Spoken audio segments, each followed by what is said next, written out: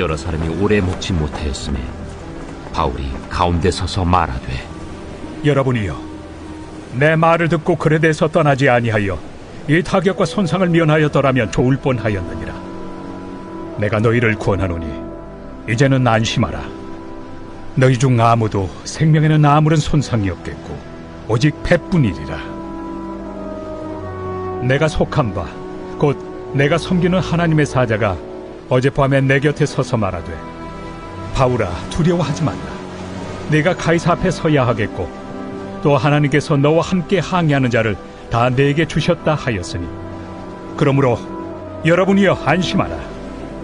나는 내게 말씀하신 그대로 되리라고 하나님을 믿노라. 그런즉 우리가 반드시 한 섬에 걸리리라. 14일째 되는 날 밤에 우리가 아드리아 바다에서 이리저리 쫓겨가다가 자정쯤 되어 사공들이 어느 육지에 가까워지는 줄로 짐작하고 물을 재어보니 20길이 되고 조금 가다가 다시 재니 15길이라. 암초에 걸릴까 하여 고물로 탄 넷을 내리고 날이 새기를 고대하니라. 사공들이 도망하고자 하여 이물에서 닻을 내리는 채하고 거룻배를 바다에 내려놓거늘 바울이 백부장과 군인들에게 이르되, 이 사람들이 배에 있지 아니하면 너희가 구원을 얻지 못하리라. 이에 군인들이 거룻줄을 끊어 떼어버리니라. 날이 새어가매 바울이 여러 사람에게 음식 먹기를 권하여 이르되, 너희가 기다리고 기다리며 먹지 못하고 줄인 지가 오늘까지 14일인즉 음식 먹기를 권하노니 이것이 너희의 구원을 위하는 것이요 너희 중 머리카락 하나도 잃을 자가 없으리라. 떡을 가져다가 모든 사람 앞에서 하나님께 축사하고 떼어 먹기를 시작하며 그들도 다 안심하고 받아 먹으니 배에 있는 우리의 수는 전부 276명이더라. 배부르게 먹고 밀을 바다에 버려 배를 가볍게 하였더니 날이 새매 어느 땅인지 알지 못하나 경사진 해안으로 된 항만이 눈에 띄거늘 배를 거기에 들여다 댈 수 있는가 의논한 후 닻을 끊어 바다에 버리는 동시에 키를 풀어 늦추고 돛을 달고 바람에 맞추어 해안을 향하여 들어가다가 두 물이 합하여 흐르는 곳을 만나 배를 걸매 이 물은 부딪혀 움직일 수 없이 붙고 고물은 큰 물결에 깨어져 가니 군인들은 죄수가 헤엄쳐서 도망할까 하여 그들을 죽이는 것이 좋다 하였으나 백부장이 바울을 구원하려 하여 그들의 뜻을 막고 헤엄칠 줄 아는 사람들을 명하여 물에 뛰어내려 먼저 육지에 나가게 하고 그 남은 사람들은 널조각 혹은 배 물건에 의지하여 나가게 하니 마침내 사람들이 다 상륙하여 구조되니라.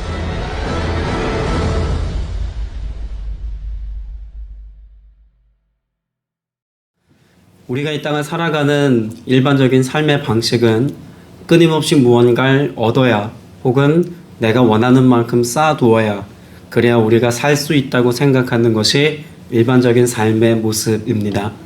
그러나 실제로 때로는 우리의 삶 가운데서 내 삶을 가볍게 하고 또 비워서 혹은 끊어내어서 내 인생 가운데 채워진 것들을 기꺼이 버려야만 살 수 있는 내용도 있다는 것을 우리는 분별해야겠죠.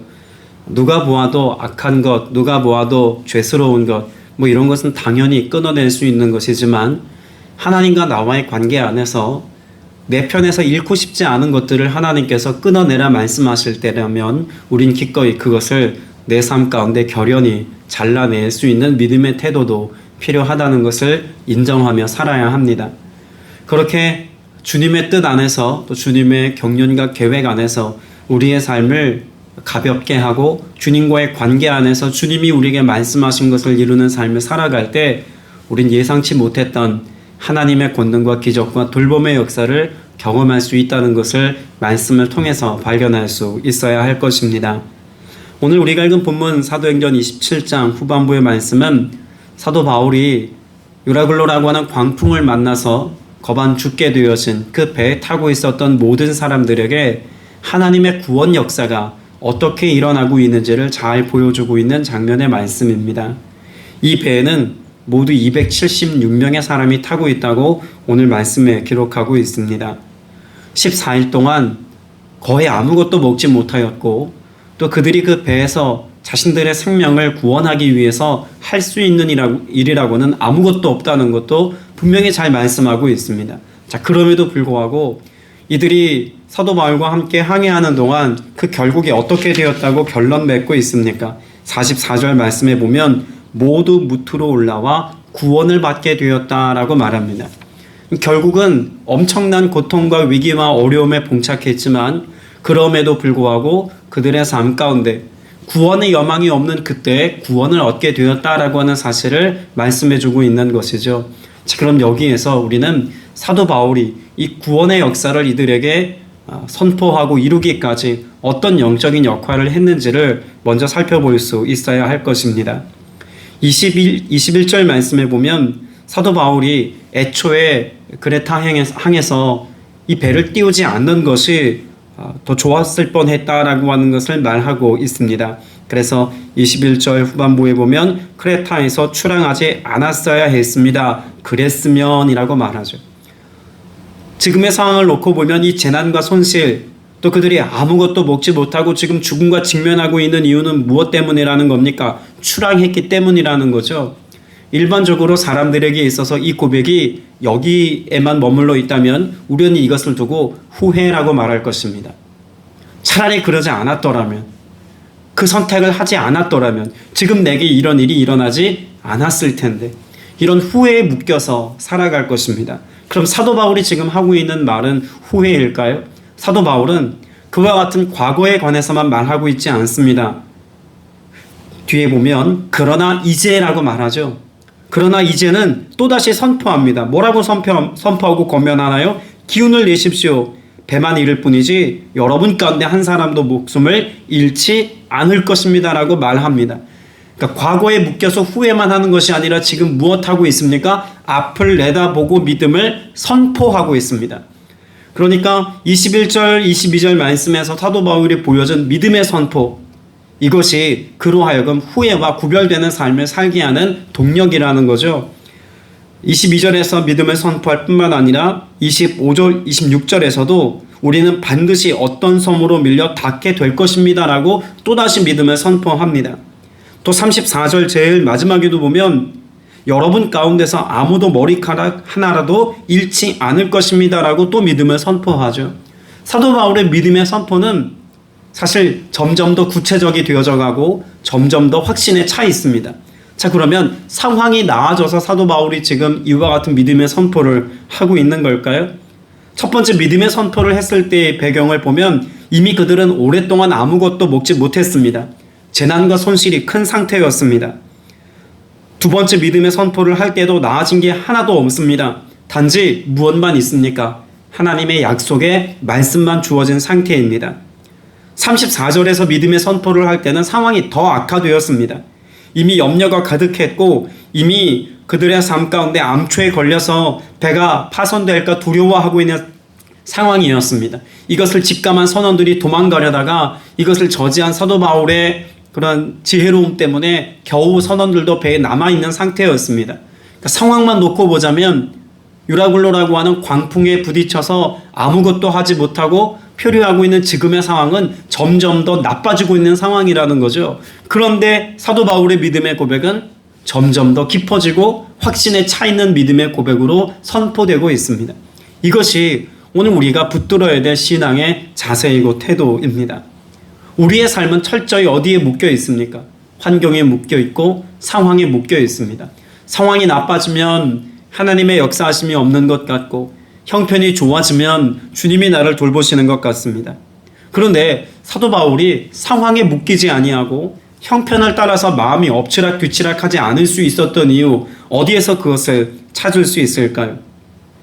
25절 말씀에 보면 사도 바울이 그 배에 타고 있었던 모든 무리에게 이렇게 이야기합니다. 그러므로 여러분 힘을 내십시오. 나는 하나님께서 나에게 말씀하신 그대로 되리라고 믿습니다 라고 선포하고 있는 것입니다. 믿음의 선포가 있기 이전에 사도 바울 마음 가운데는 무엇이 있었습니까? 말씀하신 그대로 되리라고 하는 말씀에 대한 확신이었습니다. 오늘 저와 여러분이 믿음의 삶을 살고 믿음을 선포하는 삶을 살자면 먼저 우리에게 허락하신 레마의 말씀으로써 내게 응답해 주시는 하나님의 말씀이 그대로 되리라고 하는 확신과 믿음의 고백이 내 안에 견고해야 합니다. 그래야 우리는 우리 입술을 벌려서 내 안에 가득한 믿음의 고백을 선포할 수 있는 것이죠. 내가 믿음의 확신에 차 있는 삶을 살지 못하는데 어떻게 남에게 그렇게 믿음에 관한 선포를 고백하며 증언할 수 있겠습니까?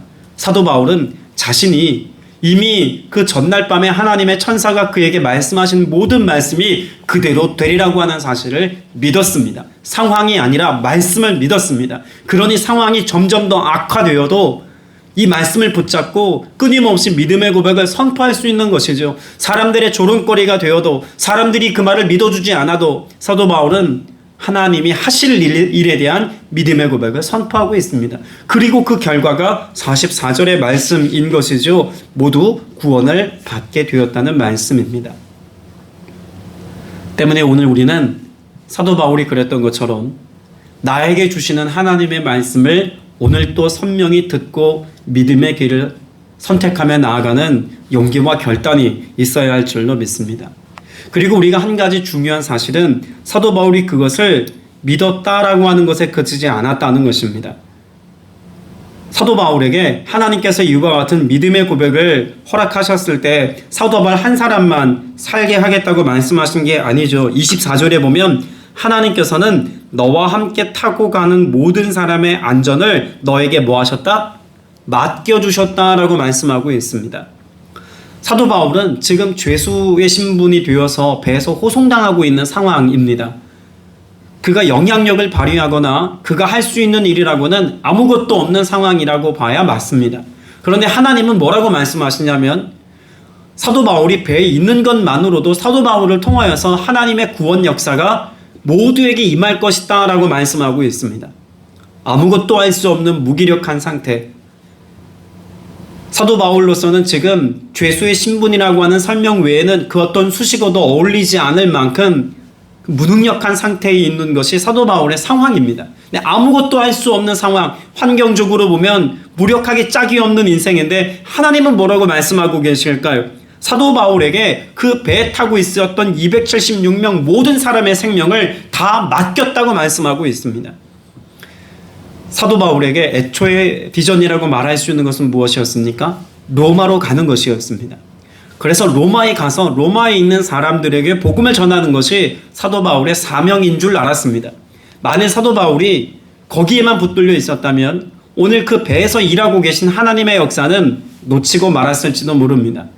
사도 바울은 로마에 가서 복음을 전하는 것만큼이나 오늘 그 배에서 일어나고 있는 하나님의 역사, 하나님이 지금 폭풍 속에서 풍랑 속에서 절박한 결핍의 문제와 아무것도 먹지 못하는 굶주림의 문제 속에서 여전히 일하고 계시다라고 하는 사실에 대한 확신과 믿음에 붙들려 있을 때 하나님은 거기서 역사하셨습니다.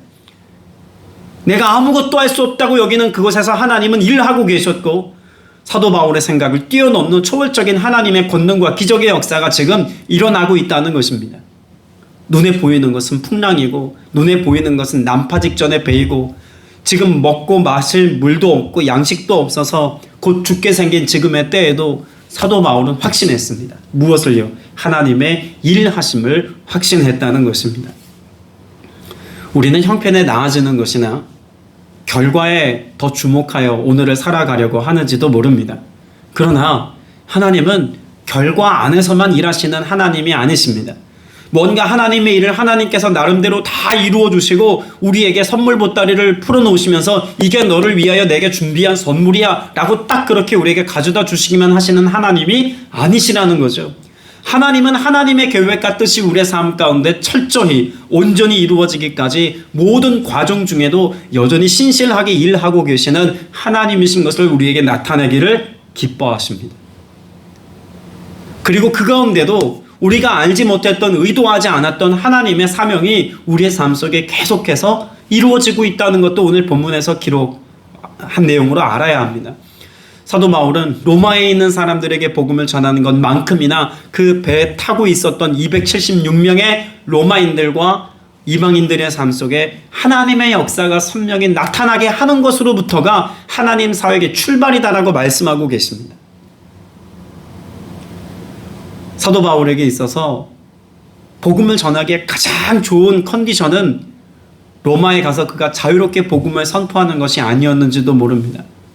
폭풍 속에 이 풍랑 가운데 그 배에서 죽음을 떠올리고 있는 이들에게 하나님의 말씀을 선포하고 믿음의 고백을 증언하고 그래서 하나님이 결국 그렇게 이루실 것이라고 하는 것을 그가 믿음의 삶으로 보여주었을 때 그 배에 타고 있었던 많은 사람들은 사도 바울을 통해서 무엇을 보았을까요?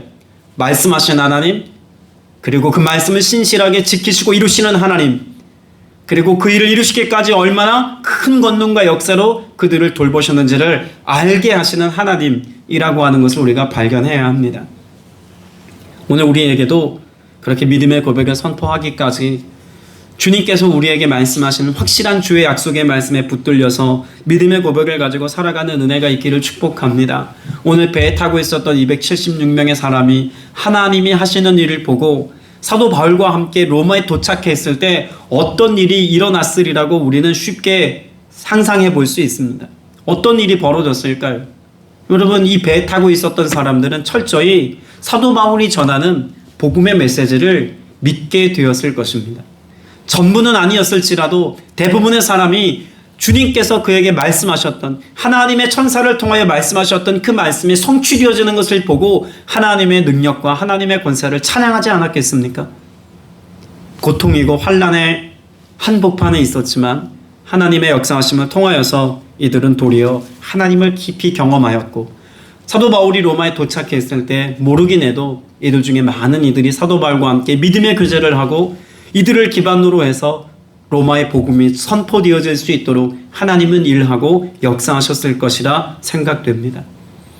때문에 오늘 저와 여러분 왜 이와 같은 고난을 지나가는지, 왜 이와 같은 어려움의 형편 속에 내가 놓여 있는지 우리는 다 알 수 없습니다. 그러나 사도 바울을 통하여서 사도 바울이 아무것도 할 수 없는 상황이지만 단지 그 배에 타고 있는 것만으로도 하나님의 선한 역사가 이루어진 것처럼 오늘을 살아가는 여러분이 그저 여러분의 가정의 한 자리를 잘 지켜내는 것만으로, 교회의 한 성도가 되어서 멤버십으로서 그 자리를 잘 감당하는 것만으로, 또는 이 땅을 살아가는 한 국민으로서 나라와 민족을 위해서 기도하는 우리의 무릎 꿇고 기도하는 기도를 통하여서 하나님은 하나님의 신실한 역사를 우리가 살아가는 모든 지경 그 공동체 안에서 선한 역사로 이루어 주실 줄로 믿습니다. 사도 바울은 실제로 큰 두 번의 어려움 속에 중요한 역할을 감당하기도 합니다. 단지 말씀을 선포하고 믿음을 주는 것뿐만 아니라 사도 바울은 선원들이 도망가려고 할 때, 혹은 사도 바울이 지금 죄수들과 함께 죽음을 당할 위협에 놓였을 때 사도 바울이 거기 있었음으로 인하여서 선원들도 도망가지 않을 수 있었던 첫 번째 고비도 넘겼고, 죄수들이 다 로마 군사들에게 죽임당할 만한 상황도 사도 바울로 인하여서 넘기게 되었다는 사실을 말씀하고 있습니다. 세상이 어려움을 이야기합니다. 우리가 살고 있는 지금의 시대가 그 어떤 때보다 힘겨운 삶의 내용을 쏟아내고 있는 때를 살고 있습니다. 이와 같은 때에 오늘 저와 여러분이 믿음의 고백을 가지고 믿음의 고백을 선포하는 삶을 살고 믿음으로 선한 영향력을 끼치는 삶을 살아서 소망 없는 지금의 때에 믿음의 고백을 상실한 이 땅 위에 예수 그리스도께서 저와 여러분을 통해서 행하신 바로 그 선한 역사를 삶으로 드러내고 나타내 보일 수 있는 저와 여러분 다 되시기를 축복합니다. 사도 바울은 자신이 알고 있는 어떤 사실과 자신이 증명하고 싶은 어떤 믿음의 내용만 전한 것이 아닙니다. 사도 바울은 자신의 삶 가운데서 무엇보다도 여기 계신 예수 그리스도, 지금도 일하고 계신 예수 그리스도를 드러내기를 원했습니다. 35절 말씀에 보면 사도 바울은 그 배에 타고 있었던 모든 사람들과 함께 음식을 나누어 먹습니다. 그런데 음식을 나누어 먹기 위해서 사도 바울이 무엇을 했다고 말씀하고 있나요? 35절에 이렇게 말하고 나서 빵을 들어 모든 사람 앞에서 하나님께 감사를 드리고 떼어서 먹기 시작하였다. 그리고 나머지 음식은 다 버렸습니다. 배를 가볍게 하기 위한 최선의 선택이었죠. 276명의 사람이 그날 빵을 들어 함께 나누어 먹고 나머지 빵은 버렸다. 여러분, 이것은 우리에게 중요한 메시지를 던져줍니다. 지금 사도행전 27장 35절에 기록되어져 있는 떡을 떼는 장면은 복음서에 기록되어져 있는 예수님의 성만찬 예식에 관한 말씀과 동일한 뉘앙스, 동일한 순서를 따라 기록된 말씀입니다. 그러면 사도 바울이 지금 말하는 것은 먹을 양식을 최소한으로 줄여서 나누어 먹고 음식을 버렸다라고 하는 상황적 설명이 아니라 폭풍 속에서 우리가 음식을 떼어 먹는 이 사건은 예수 그리스도께서 여기 계심을 인정하는 그런 믿음의 고백을 함께 공유하고 있는 예배의 현장이라고 보아야 합니다. 그럼 사도 바울이 음식을 나눠 먹었다 정도가 아니라 이 안에는 어떤 영적인 의미가 있을까요? 주님이 여기 계심을, 주님이 함께 하심을 그들로 알 수 있도록 성찬의 예식을 거행하였다는 것입니다. 여러분, 예수님의 제자들의 그런 모습에 예수님께서 성만찬을 행하신 가장 중요한 이유 중에 하나가 뭘까요? 예수님은 이제 성만찬의 예식을 끝내고 나면 십자가에 못 박혀 육신으로는 더 이상 제자들과 함께 있을 수 없게 됩니다. 그러면 떠나버리고 난 예수님의 그 부재로 인하여 제자들이 얼마나 힘겨울지 예수님이 잘 알고 계셨던 것이죠. 늘 함께 계시다라고 하는 사실을 확증하여 주시기 위하여서 예수님께서는 성만찬의 예식을 통하여서 떡을 떼어주고 이것은 내 살이라 말씀하시고 잔을 나누면서 예수님께서 이것이 내 피라고 말씀하고 계십니다. 그래서 성만찬의 예식을 함께 참여했던 제자들이 예수 그리스도를 먹고 마심을 통하여서 무엇을 마음 가운데 확신하게 되었을까요? 어떤 상황과 형편에서도 주님은 우리와 함께 계시다라고 하는 연합, 동행, 이 기쁨의 고백을 그들은 마음 가운데 품을 수 있었다는 이야기입니다. 때문에 사도 바울이 성만찬의 예식을 통하여서 그들이 알든 알지 못하든 동의하든 동의하지 않든 사도 바울이 전하려고 하는, 선포하려고 하는 메시지는 주님이 여기 계시다의 메시지였다는 것입니다. 그리고 사도 바울을 통해서 주님이 여기 계심을 통하여서 사도 바울의 지혜와 능력과 탁월함이 아니라 여기 계신 주님의 돌봄과 은혜로 인하여서 그 배에 타고 있었던 사람은 한 사람도 머리카락 하나 상하지 아니하고 다 구원받게 되었다라고 하는 사실을 말씀하고 있습니다. 오늘 어려움 속에서도 우리가 오늘을 넉넉히 승리하는 삶을 살 수 있는 이유가 있다면 주님이 나와 함께 계시기 때문입니다. 여기 계시기 때문입니다. 여러분, 이 사실을 믿고 오늘을 살게 되시길 축복합니다. 이 사실을 믿고 오늘 또 믿음으로 기도할 수 있게 되시기를 바랍니다. 그 믿음의 고백과 믿음의 기도와 믿음의 선포를 통하여 우리가 알지 못하는 크고 놀라운 하나님의 권능과 기적의 역사를 맛보게 하실 줄로 믿습니다. 말씀을 맺습니다. 44절 말씀을 보면 이렇게 해서 모두 무트로 올라와 구원을 얻게 되었다라고 말씀하고 있습니다. 배에 타고 있었던 276명의 사람, 이들 가운데는 그리스도인이 몇 있었는지도 모르겠습니다. 그러나 대부분의 사람은 예수를 알지 못하는 사람들이었습니다. 죄인들이었습니다. 혹은 로마의 군사들도 다수 포함되어져 있는 상황입니다. 그러면 이 배에 타고 있었던 사람은 모두가 구원받을 만한 믿음을 가진 사람은 아니었다라고 하는 것을 알 수가 있겠죠. 그럼에도 불구하고 배에 타고 있었던 276명의 사람 모두가 단 한 사람도 생명에 해안받지 않고 구원을 얻을 수 있었던 이유는 무엇 때문이었습니까? 바울이 거기 있었기 때문입니다. 그리고 바울을 통하여서 그들을 하나님의 동력자 되게 하시는 것이 하나님의 뜻이었다는 것도 알 수가 있겠죠. 오늘 저와 여러분을 각자의 자리에 세우셨습니다. 그리고 여러분의 믿음의 고백을 통하여 하나님은 온전한 구원의 역사를 이루기를 기뻐하십니다. 우리의 가정과 교회 안에, 여러분이 만나고 교제하는 무리 속에, 공동체 안에 이와 같은 구원의 역사가 흐르기를 주님은 기뻐하십니다. 오늘 여러분을 통해서 이 모두라고 하는 이 고백을 여러분 마음에 잘 묵상하셔서 하나님의 마음이 그저 예수 믿는 몇몇 사람들에게만 있는 것이 아니라 온 땅과 온 민족과 온 열방 가운데 있다는 것을 여러분이 잘 이해하고 아셔서 나를 통해서 여전히 구원의 역사가, 복음의 능력이 흘러가기를 기뻐하시는 이 하나님의 뜻, 오늘도 나를 통하여 이루어 주옵소서 기도하시고 이 은혜를 풍성히 맛볼 수 있는 저와 여러분 다 되시기를 주님의 이름으로 축복합니다. 기도드리겠습니다. 은혜가 풍성하신 아버지 하나님, 오늘을 살아가는 동안 주님의 행하시는 놀라운 구원의 역사를 또 경험하기를 원합니다. 우리가 미처 생각지 못하고 계획하지 못했던 일들을 이루고 성취하시는 주님을 신뢰합니다. 우리 눈에 보이는 것은 폭풍 한가운데서 끊임없이 불어오는 바람으로 인한 어려움이고 먹을 양식이 없음으로 인한 기갈이며 배가 난파당하여서 죽음 직전에 있는 고난인 것을 우리의 삶 속에서 또 겪고 경험하며 살아가고 있습니다. 그러나 주님, 주님의 약속 있는 말씀을 붙잡고 오늘을 살아가오니 감당할 만한 힘 허락하여 주옵시고 여전히 믿음의 고백을 선포할 수 있도록 주께서 합당한 말씀으로 이끌어 주실 때 환경과 상황의 지배를 받지 아니하고 약속 있는 주님의 말씀에 붙들려서 오늘도 담대히 하루를 승리하며 살아가는 믿음의 권속들 되게 하여 주옵소서.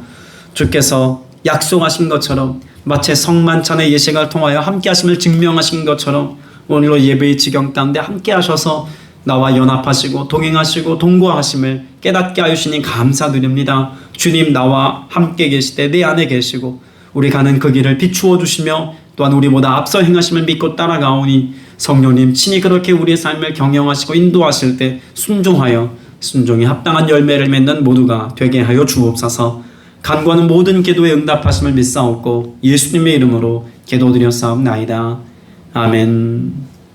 하늘에 계신 우리 아버지여, 이름이 거룩히 여김을 받으시오며 나라가 임하시오며 뜻이 하늘에서 이루어진 것 같이 땅에서도 이루어지이다.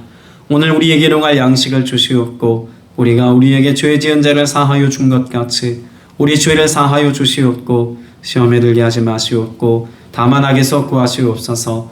나라와 권세와 영광이 아버지께 영원히 있사옵나이다. 아멘. 이제는 우리 주 예수 그리스도의 무한하신 은혜와 하나님 아버지의 크고 극진하신 사랑과 보혜사 성령님의 내주 교통 충만케 하심의 역사가 믿음으로 살아가는 복된 하나님의 권속들 범사 위에 이제로부터 영원토록 함께 있을지어다. 아멘. 오늘도 믿음으로 감사하며 기도하는 모든 제목들 주님 들으시고 응답해 주실 줄로 믿습니다. 간절한 손아람에 함께 기도합니다. 사랑과 내가 풍성하신 아버지 하나님, 오늘 이 아침에도 구별된 자리에서 깨어 기도하며 주의 도우심을 구할 수 있도록 은혜 베푸시니 감사드립니다. 주님 전에 나와 그 마음을 쏟아놓으며 믿음으로 기도하는 주의 권속들, 오늘 이 하루 믿음의 고백을 선포하게 하시고 주님 행하실 일들을 기대하게 하시고 그 속에서 행하시는 하나님을 경험할 수 있도록 은혜를 베풀어 주시어서 우리가 미처 생각지 못한 일들로 여전히 일을 하고 계시며 응답하시며 그 선한 역사 이루심을 신뢰하며 오늘을 살아갈 수 있도록 은혜 베풀어 주시옵소서.